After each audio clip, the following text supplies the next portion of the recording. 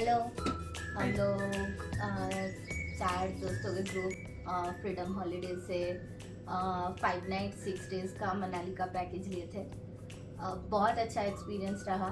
Each and every stay बहुत अच्छा है, वहाँ से व्यूज़ बहुत सुंदर है और खाना भी लगभग सारे होटल्स में बहुत अच्छा है except one.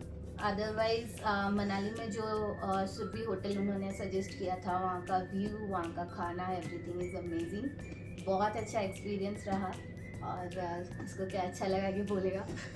Seriously, the experience was like blissful. This Himachal entire every stay was beautiful, and I loved it. You can see this beauty here, right? Like everything was decided by them. Like we had no time to prepare anything, and this entire trip was planned beautifully by Freedom Holiday. Thank you. Baki Dada bolben. আমরা আমাদের ট্রিপটা খুব ভালো লাগলো। Even প্রত্যেকটা stay খুব ভালো ছিল। ইভেন ইনফ্যাক্ট আমাদের যখনই কোথাও অসুবিধা হচ্ছিল আমরা কন্ট্যাক্ট করেছিলাম ফ্রিডম হলিডে, তো ওরা অ্যাকচুয়ালি খুব ভালো আমাদের হেল্প করেছিল। প্রত্যেকটা মানে রেসপন্স দিচ্ছিল প্রত্যেকটা কলের, তো আমাদের অনেক হেল্প হয়েছে। অ্যান্ড ইভেন আমাদের ট্রিপটাও খুব ভালো রকম গেছে। Thank you.